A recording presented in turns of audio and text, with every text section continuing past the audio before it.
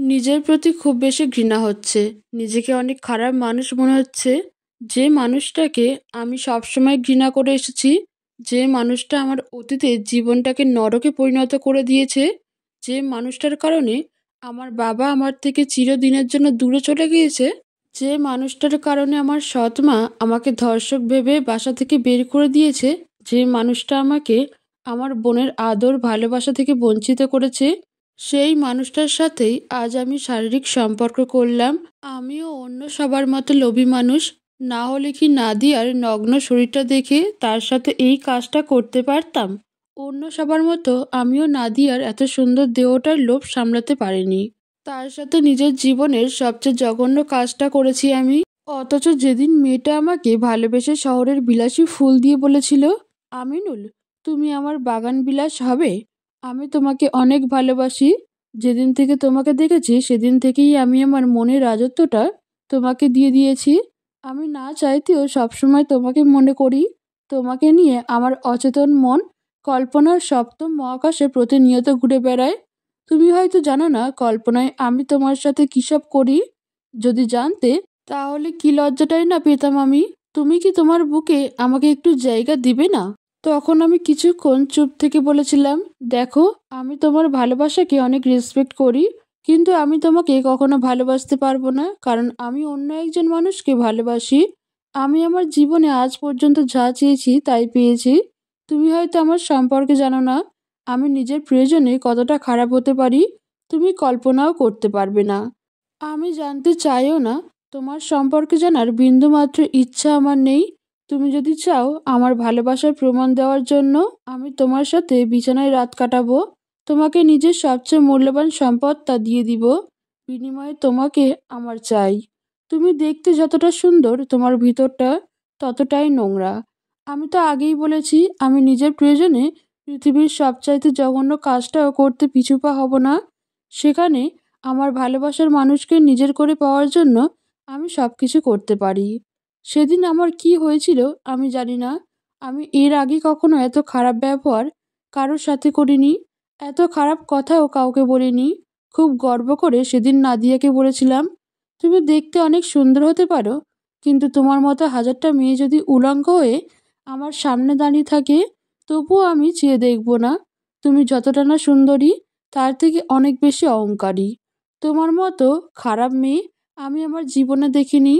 একটা ভালো মেয়ে কখনো কোনো ছেলেকে সরাসরি সেক্স করার জন্য বলবে না। আমি যদি তোমার এইসব কথা সবাইকে বলি, তাহলে একবার ভাবো তোমার অবস্থাটা কি হবে। কারো সামনে মাথা উঁচু করে চলতে পারবে না তুমি। তোমাকে খারাপ ভেবে তোমার সাথে অনেকেই রাত কাটাতে চাইবে। সেই সময় একটু কল্পনা করে দেখো, বুঝতে পারবে তুমি কেমন।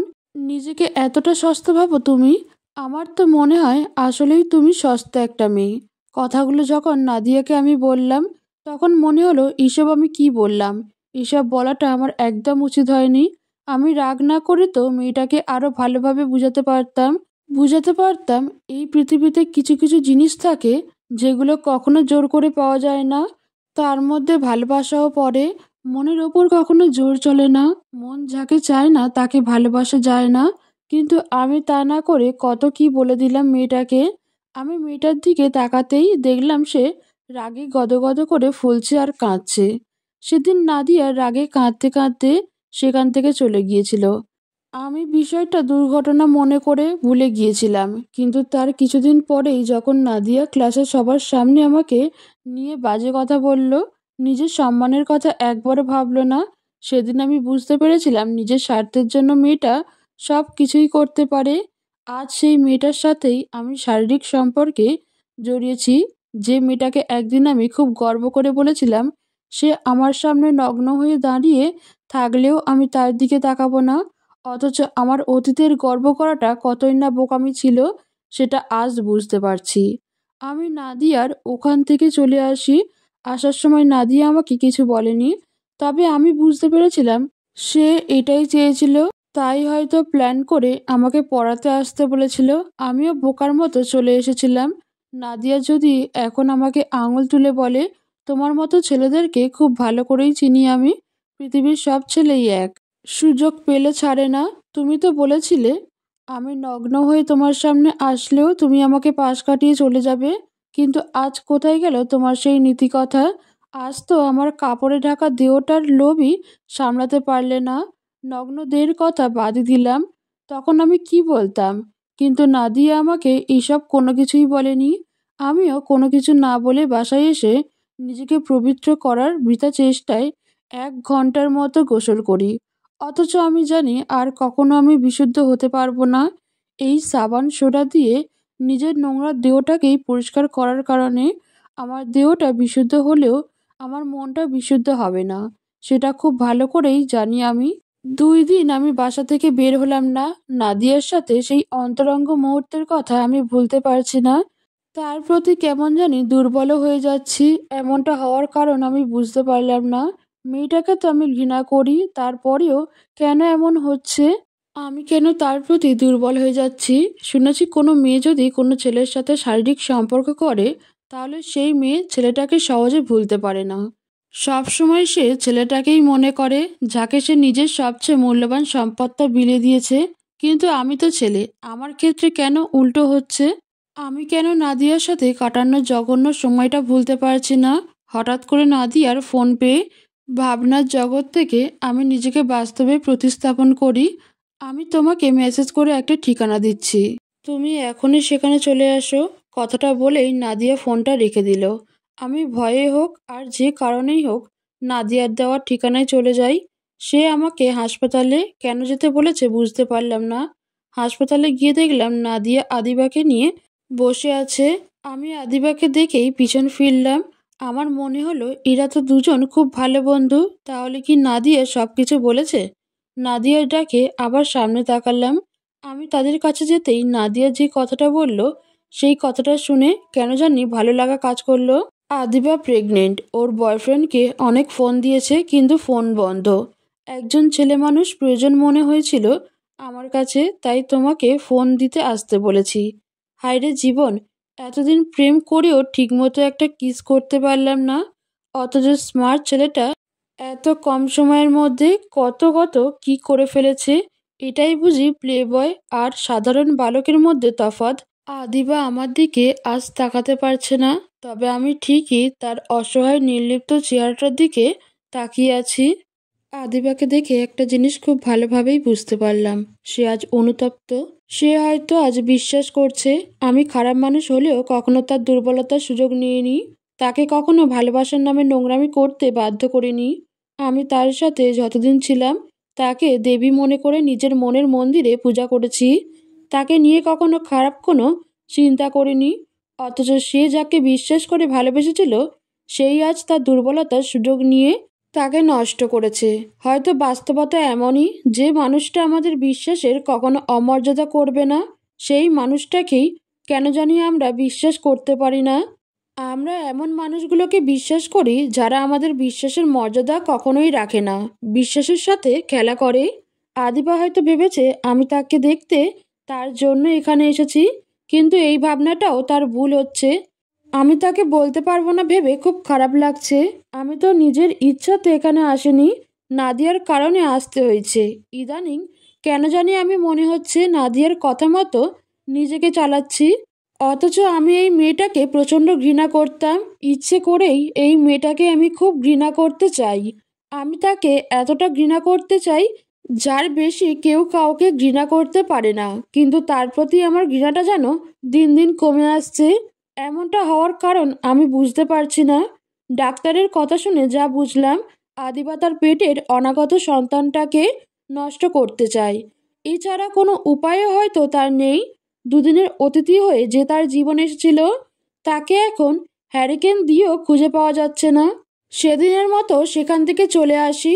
আমি চলে আসার আগে আদিবা আমাকে ধন্যবাদ জানিয়েছিল, অনেকটা মায়া নিয়ে বলেছিল এই সময়ে যাকে আমার পাশে সবচাইতে বেশি দরকার ছিল সে আজ আসেনি।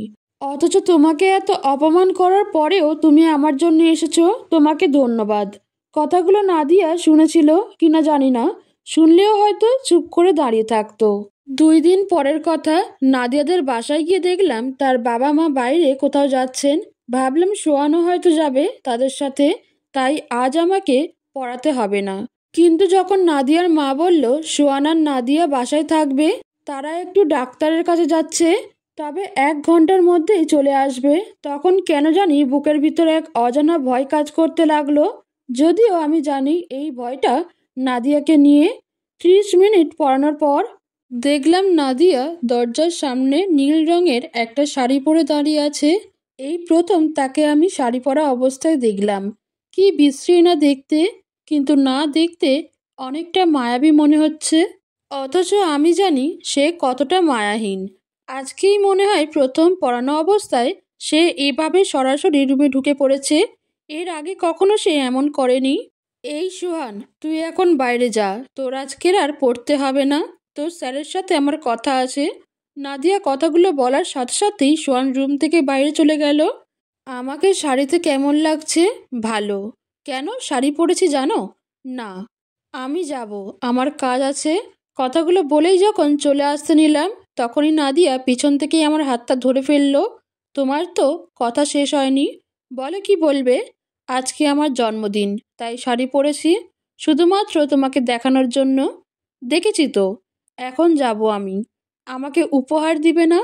না, আমার কাছে টাকা নাই, আর থাকলেও দিতাম না। তুমি ভালো করেই জানো আমার কেউ নেই, আমার আর্থিক অবস্থা ভালো না, সেজন্যই তোমার এত অত্যাচার সহ্য করেও তোমার ভাইকে পড়াই। আমি তো তোমার কাছে এমন কোনো উপহার চাই না যেটা দিতে টাকা লাগবে। তো কি চাও? আমাকে একটা কিস করো। তুমি এত খারাপ কেন? তোমার সাথেই খারাপ কিছু করি, আর কারোর সাথে তো করি না। আর ভবিষ্যতে তো তোমাকেই বিয়ে করব আমি। স্বপ্ন দেখা ভালো, তবে এতটা দেখা ভালো না যেটা কখনোই পূরণ হওয়ার নয়। তোমার মতো মেয়েকে আমি বিয়ে করব এটা ভাবলে কি করে? আমার মতো মেয়ের সাথে ফিজিক্যাল রিলেশন করবে এটাও তো কখনো ভাবনি, কিন্তু করেছে তো।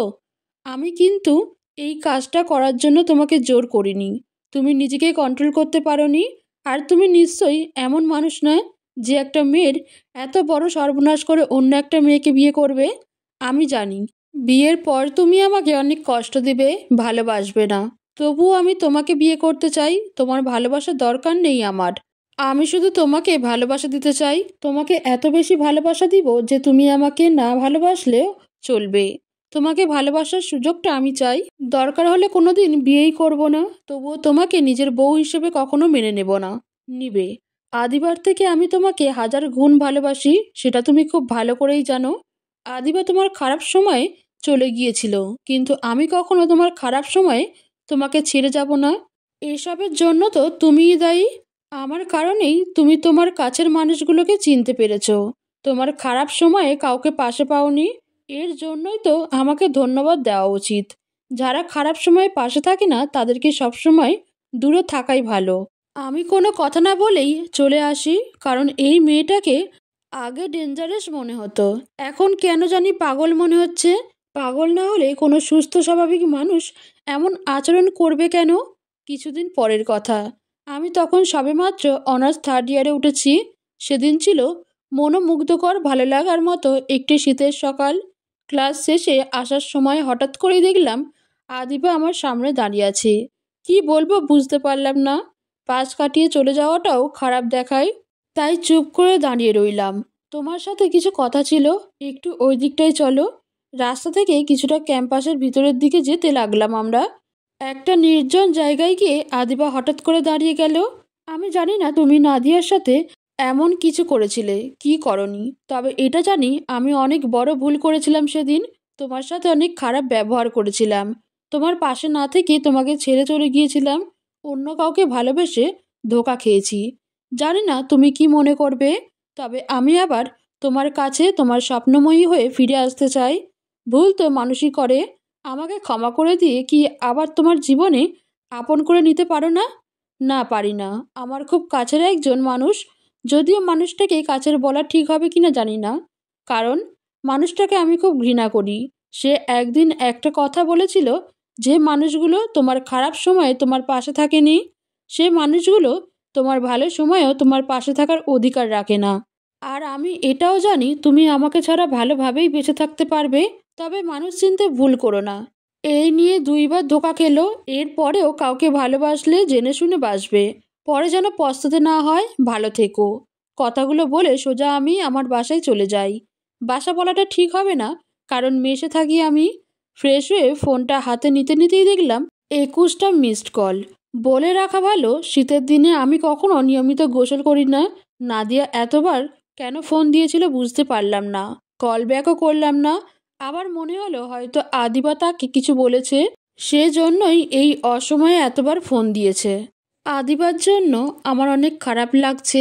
মেয়েটা সহজ সরল মনের মানুষ, তার সাথে এত বড় ধোঁকা হওয়াতে প্রথম দিকে ভালো লাগলেও এখন কেন জানি মেনে নিতে একটু কষ্টই হচ্ছে। জীবন ওই একটা মেয়েকেই তো মন থেকে ভালোবেসে নিজের করে চেয়েছিলাম। যদিও আমি এখন তাকে ভুলে গিয়েছি, হয়তো ভুলে গিয়েছি বললে ভুল হবে। পরিস্থিতি আমায় আদিবাকে ভুলে যেতে বাধ্য করেছে। সবার জীবনেই এমন একটা সময় আসে, যে সময়টাতে কাউকে ভালোবাসা যায় না।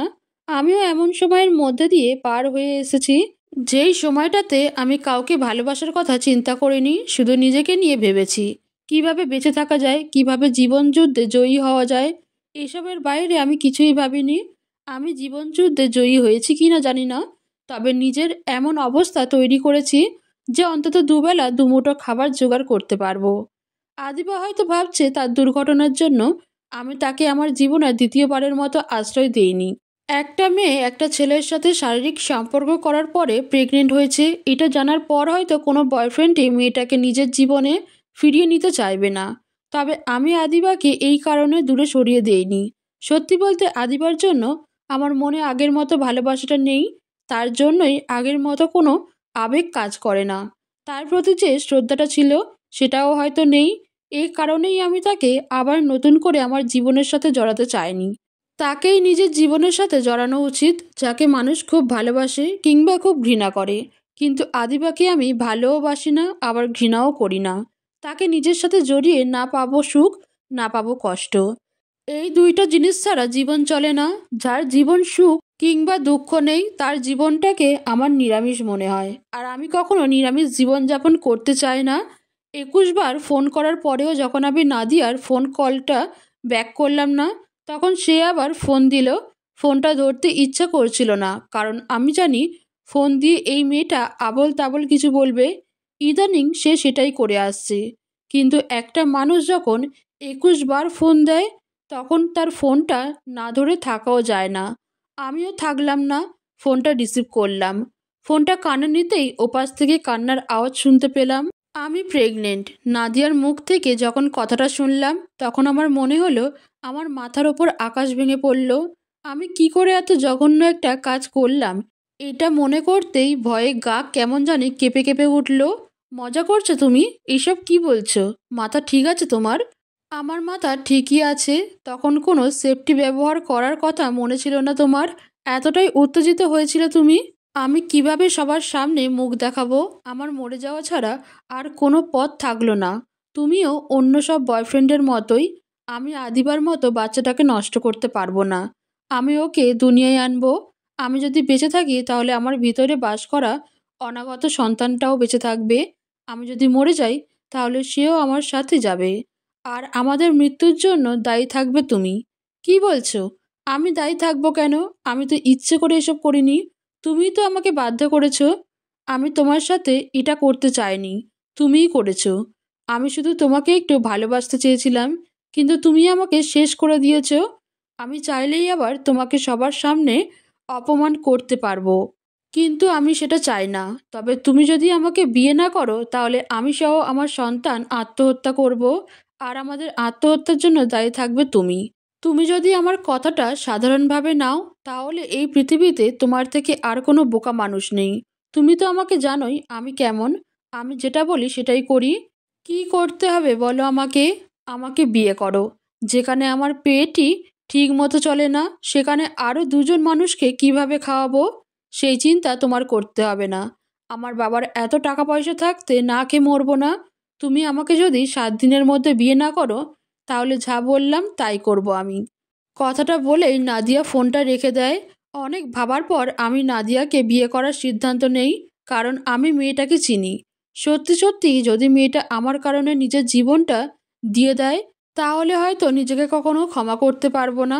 সারা জীবন অনুশোচনার অনলে পুড়তে হবে, তাই নিজের জীবনটাকে কষ্টের আগুনে সেদ্ধ করার জন্য সেই মানুষটাকেই বিয়ে করবো বলে ঠিক করলাম, যে মানুষটাকে আমি না চাইতেও অনেক বেশি ঘৃণা করি।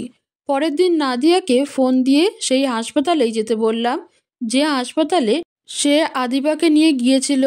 নাদিয়ার কথাটাই যখন ডাক্তার বলল, তখন নাদিয়াকে বিয়ে না করার আরও কোনো উপায় খুঁজে পেলাম না। 2 দিন পরে কাজী অফিসে গিয়ে আমি নাদিয়ার সাথে বিবাহ বন্ধনে আবদ্ধ হই। নাদিয়ার 2জন বান্ধবী ছাড়া এই বিয়েটা সম্পর্কে আর কেউ জানে না। নাদিয়া বিয়ের পর সবার সামনে আমাকে জড়িয়ে ধরে কেঁদে দিয়েছিল। সেদিন আমি নাদিয়ার চোখের দিকে যখন তাকিয়েছিলাম, তখন বুঝতে পেরেছিলাম মেয়েটা হয়তো সত্যিই আমাকে ভালোবাসে। তবে আমি তাকে জড়িয়ে ধরলাম না। আর কেউ না জানুক, আমি তো জানি এই বিয়েটা নাদিয়ার জন্য সুখের হলেও আমার জন্য মোটেও সুখের না। কাজী অফিস থেকে সোজা আমি মেসে চলে আসি, আর নাদিয়ার বাসায়। ভাবতে থাকি ভবিষ্যৎ জীবন নিয়ে, আর কদিনই বা নাদিয়া নিজের বাসায় থাকতে পারবে। কিছুদিন পর যখন সবাই জানতে চাইবে তার পেটে জন্ম নেওয়া সন্তানের বাবাকে, তখন হয়তো সে সোজা আমার কাছে চলে আসবে। আমি তাকে নিয়ে কোথায় থাকবো, কিভাবে থাকবো, এইসব ভাবতেই পায়ের নিচ থেকে মাটি সরে যাচ্ছে। একটা মেয়ের কাছে সবশেষে নিজেকে সঁপে দিলাম। ওই দিনের কথাটা আজ আবার মনে হচ্ছে।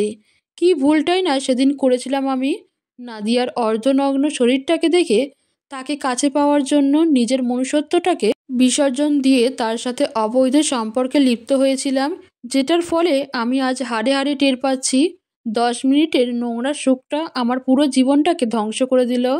হঠাৎ করে নাদিয়া ফোন দিয়ে যখন বলল, বিয়ে করলে তো? তুমি তো বলেছিলে মরে গেলেও আমাকে বিয়ে করবে না, প্রয়োজনে তুমি চিরকুমার থেকে যাবে, তবু আমাকে বিয়ে করবে না। কিন্তু বিয়ে না করে থাকতে পারলে কি? নাদিয়ার কথাগুলো কেন যেন আমার মস্তিষ্কের নিউরনগুলোতে ঢুকলো না। আমি বুঝতে পারলাম না সে কেন এমন কথা বলল। তুমি কি বলছো, স্পষ্ট করে বলো। আমি প্রেগনেন্ট না। আমার তোমাকে বিয়ে করার প্রয়োজন ছিল, তাই এই নাটকটা করেছি। আমি তোমাকে হারাতে চাই না, তাই নিজের করে রেখে দিলাম। সো তোমার এত টেনশন করতে হবে না। তুমি তোমার জীবনটাকে এগিয়ে নিয়ে যাও। যতদিন ভালোভাবে নিজেকে প্রতিষ্ঠিত করতে না পারো, ততদিন আমি তোমার ঘাড়ে চেপে বসবো। আমি জানি এভাবে ধোঁকা দিয়ে তোমাকে বিয়ে করাটা আমার উচিত হয়নি। তবে একটা কথা মনে রেখো, এই পৃথিবীতে আমার মতো করে কেউ তোমাকে চাইতে পারবে না। আমার মতো করে কেউ তোমাকে ভালোবাসতে পারবে না। কারণ তুমি আমার ভিতরে বাস করো, তুমি আমার অন্তরে বাস করো। ডাক্তার যে কথাটা বলল, সেটা এই দুনিয়ায় টাকা হলে সব সম্ভব। আর তাছাড়া ডাক্তারটা আমার পরিচিত। ফোনটা রেখে দিয়ে মাথায় হাত দিয়ে ফ্লোরে বসে পড়লাম। কি বোকা আমি!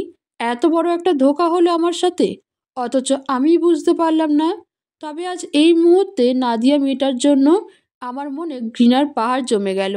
আমি জানি না বিয়ের পর তার সাথে কি করব। হয়তোবা এমন কিছুই করব যেটা কোনোদিন কোনো হাজবেন্ড তার স্ত্রীর সাথে করেনি। আমি ভেবেছিলাম নাদিয়া আমার দুর্বলতার সুযোগ নেবে, সে আমার বিয়ে করা বউ। এর জন্য তাকে নিয়ে তার হাত ধরে ঘুরতে হবে, তাকে আদর করতে হবে, ভালোবাসতে হবে, গার্লফ্রেন্ডের মতো তাকে সময় দিতে হবে, খোঁজ খবর নিতে হবে। সেও হয়তো গার্লফ্রেন্ডের মতো প্যারা দিবে, কিন্তু না, সে এমন কিছু করেনি আমার সাথে। সে বিয়ের আগে যেমন ছিল এখনও তেমনই আছে। নাদিয়ার এই জিনিসটা আমাকে অনেক মুগ্ধ করেছে। আমি যখন তার বাসায় পড়াতে যেতাম, তখন আগের মতো সে আমাকে দরজার পাশে লুকিয়ে লুকিয়ে আর চোখে দেখতো না। আগের মতো সুযোগ পেলেই আমাকে কিস করতে বলতো না। হয়তো সে আমাকে পেয়ে গিয়েছে ভেবে আগের মতো দুষ্টামি করে না। মানুষ যে জিনিসটার জন্য দিনরাত পরিশ্রম করে, পাওয়ার অনেক আগ্রহ থাকে, জিনিসটা না পাওয়া পর্যন্ত আগ্রহটা তীব্র থেকে তীব্রতর হতে থাকে। দেখা যায় সেই জিনিসটা একবার পেয়ে গেলে সেটার প্রতি আর আগ্রহ থাকে না, আগ্রহটা আগের থেকে অনেক কমে যায়। নাদিয়ার আমাকে পাওয়ার যে তীব্র আকাঙ্ক্ষাটা ছিল, সেটা হয়তো এখন আর আগের মতো এত তীব্র নেই। কারণ এখন সে আমাকে পেয়ে গেছে। 3 বছর পরের কথা। নাদিয়াকে কাজী অফিসে বিয়ে করেছি, প্রায় 3 বছর হবে। আজ আমার আর নাদিয়ার বাসর রাত। এই 3 বছরে অনেক কিছুই হয়েছে আমার সাথে। আদিবার বিয়ে হয়ে গেছে। সে সবসময় বলে এসেছে যাকে সে ভালোবাসে তাকেই সে বিয়ে করবে। বাবা মায়ের পছন্দে বিয়ে করে নিজের জীবনটাকে সে নষ্ট করতে চায় না। যেহেতু লাইফটা তার নিজের, তাই লাইফের সবচেয়ে গুরুত্বপূর্ণ সিদ্ধান্তটা সে বাবা মায়ের হাতে ছেড়ে দিতে চায় না, নিজেই নিজের জীবনসঙ্গিনী খুঁজে নেবে। অথচ দুইজন মানুষকে ভালোবেসে একজনকেও নিজের করে নিতে পারেনি। অবশেষে বাবা মায়ের পছন্দ করা ছেলেকেই বিয়ে করে নিজের জীবন সংসারের নাম লিখিয়েছে। আদিবা আজ মনে প্রাণে বিশ্বাস করে বাবা মা কখনো মেয়েকে খারাপ কোনো মানুষের কাছে বিয়ে দিতে চায় না। বিয়ের আগের দিন আদিবা আমাকে ফোন দিয়ে আমার সাথে অনেক সময় কথা বলেছিল। আমি সেদিন বুঝতে পেরেছিলাম মেয়েটা হয়তো এখনও আমাকে চায়। সে তার ভুলে অনেক বেশি অনুতপ্ত। মেয়েরা হয়তো একজনকে ভালোবেসে অন্যজনের সাথে সংসার করার অলৌকিক ক্ষমতা নিয়ে জন্ম নেয়। তবে আমার জানা নেই এভাবে কয়টা মেয়ে নিজের ভালোবাসাকে বিসর্জন দিয়ে সুখী হতে পারে। যদিও মেয়েরা অনেকটা পরিস্থিতির শিকার হয়ে নিজের ভালোবাসাটাকে বিসর্জন দিতে বাধ্য হয়। বলে রাখা ভালো, নাদিয়ার কাছ থেকে আদিবা সব জেনেছিল। অনার্স শেষ করার কিছুদিন পরেই আমি মাল্টি ন্যাশনাল কোম্পানিতে অনেক ভালো বেতনে একটা চাকরি পেয়ে যাই। যদিও আমি জানি এই চাকরিটা আমি নাদিয়ার বাবার কারণেই পেয়েছি। নাদিয়া তার বাবাকে আমার কথা বলেছিল, তবে এর জন্য আমার মনে নাদিয়ার জন্য কোনো ভালোবাসার জন্ম নেয়নি। আমি আগের মতোই তাকে ঘৃণা করি। চাকরির কিছুদিন পরেই নাদিয়ার সাথে আমার দ্বিতীয়বারের মতো বিয়ে হয়। আগের বিয়েটা আমি আর নাদিয়া ছাড়া কেউ জানে না, তার দুইজন বান্ধবী শুধু জানে। আমরাও চাইনি বিষয়টা সবাই জানুক, সেই জন্যই দ্বিতীয়বারের মতো আমরা বিয়েটা করি। বিয়ের দিন আদিবা তার হাজব্যান্ডকে নিয়ে এসেছিল। আদিবা আমার দিকে কেমন করে যেন তাকিয়েছিল, তবে সে নাদিয়াকে ক্ষমা করে দিয়েছে, কারণ সে তার হাজব্যান্ডকে নিয়ে ভালো আছে। নাদিয়াও হয়তো তার কাছে ক্ষমা চেয়েছে। সবাই চলে যাওয়ার পরেই আমি নাদিয়ার রুমে যাই, কারণ আমাদের বাসর রাতটা নাদিয়াদের বাসায় সাজানো হয়েছে। যেহেতু আমি বাসা নিয়ে থাকি, আমার সাথে কেউ থাকে না, তাই নাদিয়ার পরিবারের সবাই চেয়েছিল বাসর রাতটা যেন এখানেই হয়। নাদিয়া বউ সেজে বাসর ঘরে বসে আছে। আমি ঘরে ঢুকতেই সে উঠে দাঁড়ালো। আমি দরজাটা লাগিয়ে তার পাশে গিয়ে বসলাম। সে আজ অনেক সুন্দর করে সেজেছে। হলুদ মিষ্টিমুখের সুন্দরী মেয়েটা আমার সামনে বসে আছে। তাকে আজ অনেক বেশি সুন্দর লাগছে। মনে হচ্ছে আকাশ থেকে স্বর্গের কোনো অপ্সরী নেমে এসেছে, যার গায়ে সূর্যের হলুদ আলোটা জ্বলজ্বল করছে। আমার খুব ইচ্ছে করছে আমার সামনে বসে থাকা মেয়েটাকে নিয়ে আমার কল্পনার আকাশে হারিয়ে যাই। কিন্তু আমার যে এই মেয়েটাকে ঘৃণা করতে হবে। আমি জানি শেষ 3 বছরে আমার জন্য সে অনেক কিছু করেছে। আমার জীবনযুদ্ধের সেনাপতি হয়ে সবসময় আমার পাশে থেকে আমাকে সাহস দিয়েছে। আমিও খুব বিশ্বাস করি আজ আমি যে অবস্থানে আছি এর পেছনে এই মেয়েটার অবদান কম নয়। কিন্তু সে আমার সাথে যা করেছে সেটাও আমি কোনোদিন ভুলতে পারবো না। সে আমার সাথে বিশ্বাসঘাতকতা করেছে। আমাকে যে ধোঁকা দিয়েছে সেটা কি তাকে ঘৃণা করার জন্য যথেষ্ট না? জানো, এই দিনটার জন্য আমি কতকাল অপেক্ষা করেছি তুমি হয়তো জানো না। আজ আমি কতটা খুশি। যে মানুষটাকে আমি মন প্রাণ উজাড় করে ভালোবেসেছি সে মানুষটাকে আমি নিজের করে নিতে পেরেছি। চলো না সব ভুলে নতুনভাবে শুরু করি। দুজন হারিয়ে যাই ভালোবাসার অতল সমুদ্রে। আমার হাত ধরে যখন নাদিয়া কথাগুলো বলল, তখন আমি তার হাতটা সরিয়ে দিলাম আর বললাম, তোর মতো মেয়ে কখনোই আমার বউ হওয়ার যোগ্য রাখিস না। তুই ভেবে দেখ আমার সাথে কিসব করেছিস। আমাকে সবার সামনে অপমান করেছিলি, সবার কাছে আমাকে একজন খারাপ মানুষ হিসেবে প্রতিষ্ঠা করেছিলি। আমার আপন বলতে একমাত্র বাবা আর মা ছিল। তারা আমাকে ভালো না বাসলেও আমি তাদেরকে ঠিকই অনেক ভালোবাসতাম। তাদের কথা আমি কখনো ভুলতে পারি না। আদিবা মেয়েটা আমাকে ভুল বুঝেছিল, এটার জন্য তুই দায়ী। যাকে ভালোবাসতাম তার হাতটা কখনো আমি ধরিনি।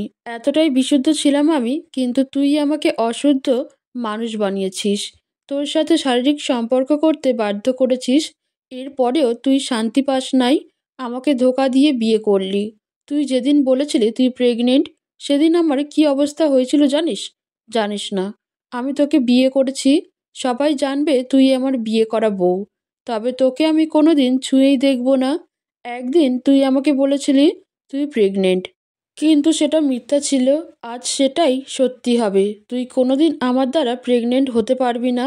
কথাগুলো বলেই আমি বিছানায় গা এলিয়ে দিই। নাদিয়া জাস্ট হয়ে বসে আছে। সে হয়তো ভাবেনি আমি সব কিছু মনে রেখেছি। সে হয়তো ভেবেছিল এই 3 বছরে আমার হৃদয়ে তার জন্য একটু একটু করে ভালোবাসার সৃষ্টি হয়েছে। যে ভালোবাসাটা আমি তাকে আজ দিব বাসর রাতে সে আমার ভালোবাসা পাওয়ার তীব্র আশা নিয়ে অপেক্ষা করে বসেছিল, কিন্তু সে কখনো ভাবেনি সে এভাবে নিরাশ হবে। আমি বুঝতে পারছি নাদিয়া ফুপিয়ে ফুপিয়ে কাঁদছে, তার চোখ দিয়ে অনবরত পানি পড়ছে, তবে তার কান্নাটা আমার মনে ব্যথা সৃষ্টি করতে পারল না। আমার মনে হলো সেদিনের মতো আজকের কান্নাটাও হয়তো মিথ্যা। সেদিনও সে মিথ্যা চোখের পানি দিয়ে সবাইকে বিশ্বাস করেছিল আমি খারাপ মানুষ। আমি তার বুকে হাত দিয়েছিলাম, তাকে নষ্ট করতে চেয়েছিলাম। তাই এসব মিথ্যা চোখের পানির জন্য করুণা না করে আমি আমার মতো ঘুমিয়ে পড়লাম। রাত প্রায় 2টো বাজে। বুঝতে পারলাম কেউ আমার পা ধরে ফুপিয়ে ফুপিয়ে কাঁদছে। তার চোখের পানি টপ টপ করে 2-1 ফোঁটা আমার পায়ের ওপর পড়ছে। চেপে দেখলাম নাদিয়া কাঁদছে। অমনি আমি উঠে দাঁড়ালাম। মেয়েটা এখনো ফ্লোরে বসে আমার পা ধরে কাঁদছে। এটা বিশ্বাসই হচ্ছে না। তার দিকে তাকাতে আমার খুব মায়া লাগছে। মেয়েটা কাঁদতে কাঁদতে ফর্সা গালটা লাল করে ফেলেছে।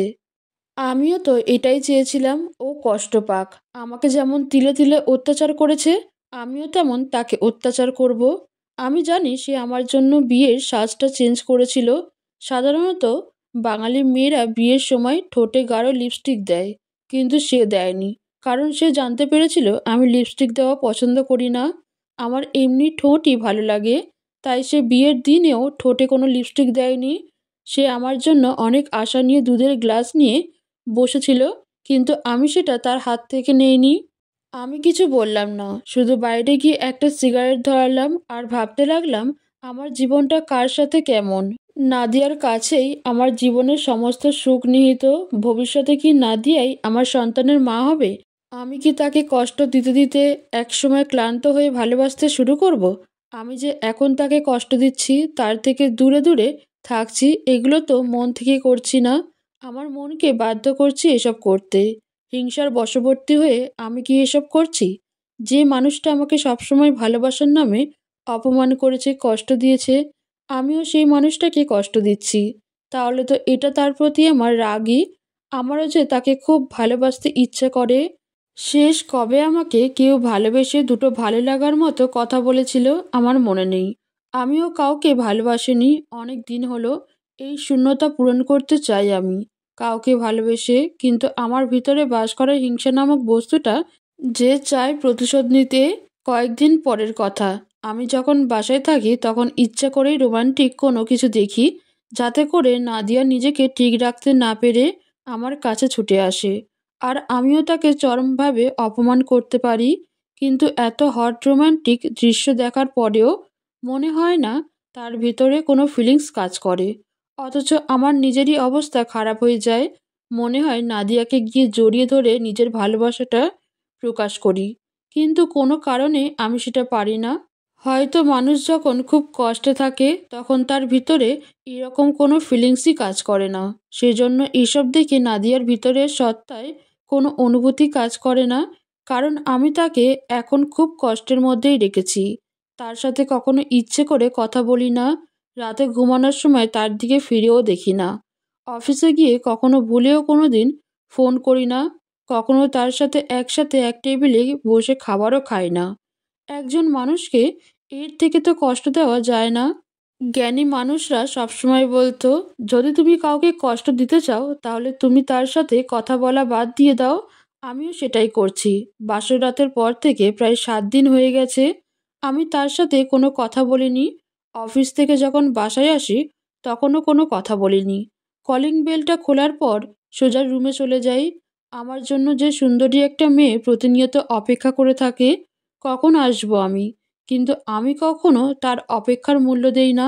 দেখতে দেখতে অনেকটা দিন পার হয়ে গেল, প্রায় 1 বছর হয়ে গেছে।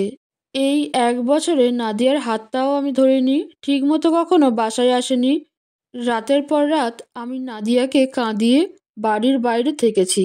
আমি জানতাম আমার ঘরে একজন মানুষ আছে, তার জন্য হলেও আমার দিন শেষে সন্ধ্যাবেলা বেলা শেষে নীরা পাখির মতো বাড়ি ফেরা দরকার। কিন্তু আমি বাড়ি ফিরিনি। ঠিকানাবিহীন পাখির মতো উদ্দেশ্যহীনভাবে ঘুরে বেড়াই। কারণ আমার মনেও যে অনেক কষ্ট, আমারও যে কেউ নেই। সেদিন ছিল রবিবার, আমার জীবনের সবচাইতে জঘন্যতম দিন। এই দিনে আমি আমার জীবনের সব কিছু হারিয়েছি। ভালোবাসার মানুষকে হারিয়েছি, পরিবার হারিয়েছি। আমি কখনো ভাবিনি এই দিনটাতে আমি আবার আমার হারানো মানুষগুলোকে নিজের চোখের সামনে দেখতে পাবো। আমার বাবা আর মা আমার সামনে বসে আছে। কতদিন পর আমি তাদের দেখছি আমার মনে নেই। একসময় আমি ভুলেই গিয়েছিলাম আমারও বাবা মা আছে, আমি ইয়াতিম নই, আমারও আপন মানুষ আছে। আজ আমার সৎমা খুব করে বুঝতে পারছে সে ওই দিন আমার সাথে অনেক অন্যায় করেছিল। বাবাও আজ অনেক অনুতপ্ত। সে না বুঝে নিজের চোখে না দেখে শুধুমাত্র মানুষের কাছে শুনে আমাকে বাড়ি থেকে বের করে দিয়েছিল। তাদের মেয়েটার বিয়ে হয়ে গেছে, ছেলে খুব ধনী পরিবারের। বিয়ের কয়েকদিন পরেই বউ নিয়ে আমেরিকায় চলে গিয়েছে। প্রতি বছর দেশে আসার কথা থাকলেও এখন আর আসে না। তাদের মেয়ের একটা ছেলে হয়েছে, কিন্তু তারা তাকে সামনে থেকে কখনো দেখতে পারেনি। তাদের খুব ইচ্ছা নাতি নাতনির সাথে জীবনের শেষ সময়টুকু খেলা করে কাটাবে। তারা আজ আমাকে নিতে এসেছে, শুধু আমাকে না, আমার সাথে নাদিয়াকেও। তারা চায় আমি তাদের বংশের প্রদীপটা রক্ষা করি। আমি নাদিয়ার দিকে চেয়ে দেখলাম নাদিয়া অনেক খুশি। হয়তো সে বাবা মায়ের সাথে যেতে চাইছে। কিন্তু আমার কাছে মনে হলো এসব লোক দেখানো ভালোবাসা, তারা নিজেদেরকে খুব একা আর অসহায় মনে করছে। তাই তারা আজ আমাকে নিতে এসেছে। কই, যখন তাদের মেয়ে তাদের কাছে ছিল তখন তো তারা আমার কোনো খোঁজ নেয়নি, আমাকে নিতে আসেনি। ভুলেই গিয়েছিল তাদের একটা ছেলে আছে। এতটা বছর কিভাবে কোথায় আমি বেঁচেছিলাম তারা কখনো জানতে চায়নি। কিন্তু আজ মেয়ে নেই বলে আমাকে নিতে এসেছে। এটা তো একমাত্র স্বার্থপর মানুষরাই পারে। আমি না করে দিলাম। আমি সেদিন বাবা মায়ের চোখে জল দেখেছিলাম, তবে তাদের চোখের পানি আমার সিদ্ধান্তটাকে বদলাতে পারেনি। আমার অনেক খারাপ লাগলেও আমি সেদিন স্বার্থপরের মতো তাদেরকে খালি হাতে ফিরিয়ে দেই। কিছুদিন পরের কথা, বিকেলে অফিসে বসে বোরিং টাইমে ফেসবুকিং করছিলাম। এমন সময় হঠাৎ করেই দেখলাম নাদিয়া ফোন দিয়েছে। কখনো সে আমাকে ফোন দেয় না, আমিও তাকে দেই না। তবে আজ ফোন দেওয়ার কারণটা বুঝলাম না। তবে মন চাইলো ফোনটা ধরি। ফোনটা রিসিভ করতেই বুঝতে পারলাম কলটা হাসপাতাল থেকে করা হয়েছে। আমাকে আপনি চিনবেন না, হাসপাতাল থেকে বলছি। এই মোবাইলটা যে মেয়ের, সে মেয়ে অ্যাক্সিডেন্ট করেছে। সে এখন মৃত্যুর সাথে পাঞ্জা লড়ছে। ওনার ফোনে আপনার নাম্বারটা ছিল। মনে হলো আপনার কাছে কেউ, তাই আপনাকে ফোন দিয়েছি। যদি ওনাকে শেষবারের মতো দেখতে চান তাহলে খুব তাড়াতাড়ি আপনাকে আসতে হবে। সেদিন আমার কি হয়েছিল জানি না, শুধু মনে হয়েছিল আমার হাসপাতালে যেতে হবে। যে করেই হোক আমাকে তার সাথে কথা বলতে হবে। সে আমাকে না বলে এভাবে বিদায় নিতে পারে না। আমার যে তাকে আরও কষ্ট দেওয়ার বাকি আছে, আমি যে তাকে আরও অনেক কষ্ট দিতে চাই। হাসপাতালে বসে আছি, আমার পাশেই নাদিয়ার বাবা মা বসে আছে। আমার সৎমাও এসেছেন, বাবাও এসেছেন। সবাই নাদিয়ার জন্য অনেক কাঁদছে। ডাক্তার বলেছে নাদিয়ার বাঁচার সম্ভাবনা খুবই কম। মাথায় প্রচণ্ড আঘাত পেয়েছে। আমি কেন জানি আজ কাঁদতে পারছি না, তবে খুব খারাপ লাগছে আমার। মনে হচ্ছে ভিতরটা ছিঁড়ে ছিঁড়ে যাচ্ছে। আমার হাতে নাদিয়ার একটা ডায়েরি। ডায়েরিটা খোলার সাহস পাচ্ছি না আমি। 2 দিন আগে এই ডায়েরিটা নাদিয়া আমাকে দিয়েছিল। আমি ডাস্টবিনের ময়লা মনে করে ফেলে রেখে দিয়েছিলাম, কিন্তু আজ সেটা হাতে নিয়ে বসে আছি। সবাই ধরেই নিয়েছে নাদিয়া বাঁচবে না, তবে আমার মন বলছে সে বাঁচবে। আমার কাছ থেকে কষ্ট পাওয়ার জন্য হলেও তাকে বেঁচে থাকতে হবে। কিন্তু আমার মন মিথ্যা বলেছিল। নাদিয়া আমাকে ছেড়ে চিরদিনের জন্য চলে গিয়েছে। শেষবারের মতো আমি তার সাথে কথা বলতে পারিনি। নাদিয়ার মৃত্যুর পর তার ডায়েরিটা খোলার সাহস পায়নি, কিন্তু আজ মনে হলো যত কষ্টই হোক এটা আমাকে খুলতে হবে। ভালোবাসা নিয়েও আমি তোমার সাথে অনেক অন্যায় করেছি। আমি জানি আমি তোমার ক্ষমার অযোগ্য, তবুও যদি পারো ক্ষমা করে দিও। আমি চেয়েছিলাম তোমাকে নিজের করে সারা জীবন ভালোবেসে যাব। আমি ভেবেছিলাম বিয়েটা তোমার ইচ্ছার বিরুদ্ধে হলেও তুমি আমাকে একসময় ঠিকই মেনে নিবে। কিন্তু আমার ভালোবাসা হার মেনেছে। 2টা বছর আমি তোমার সাথে থেকেছি, তুমি আমাকে বুঝতে পারোনি, জানতে পারোনি। আমার থেকে তোমাকে কেউ বেশি ভালোবাসতে পারে না। যে জীবনে তোমার ভালোবাসাটা আমি পাবো না, সে জীবন বিধাতার কাছে আমি চাই না। তবে আমি আত্মহত্যা করব না। তবে আমার মনে হচ্ছে আমি বেশি দিন বাঁচব না। আর এটা সত্যি, আমার অনেক কষ্ট, যেই কষ্টগুলো পৃথিবীর সমস্ত ভালোবাসা দিয়েও ভুলানো যাবে না। তবে যদি একবার ভালোবেসে বুকে জড়িয়ে নিতে, তাহলে আমার ভিতরের অসহ্য অজানা কষ্টগুলো সমাপ্তি হতো। কিন্তু কিছু কষ্ট থাকে যেগুলোর কখনো মরণ হয় না। এগুলো নিয়েই আমাদেরকে সুন্দর পৃথিবী থেকে বিদায় নিতে হয়। হয়তো আমিও নিব। আমি তোমাকে ভালো রাখতে পারিনি, আমাকে ক্ষমা করো। তোমার জীবনের সবচেয়ে ঘৃণিত মানুষ হয়েই থাকবো আমি।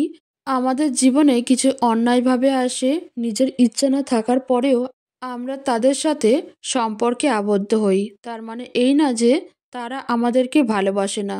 আমি আজ খুব করে বুঝতে পারছি নাদিয়া, আমার জীবনে অন্যায়ভাবে আসলেও তার ভালোবাসায় কোনো ফাঁক ছিল না, যেটা আমি কখনো বুঝতে পারিনি। যখন বুঝলাম তখন সে আমার থেকে অনেকটাই দূরে চলে গিয়েছে। বন্ধুরা, এরকম আরও নিত্য নতুন ভিডিও পেতে চ্যানেলটিকে প্লিজ সাবস্ক্রাইব করে দেবেন, আর ভিডিওটা ভালো লেগে থাকলে একটি লাইক করবেন। ধন্যবাদ।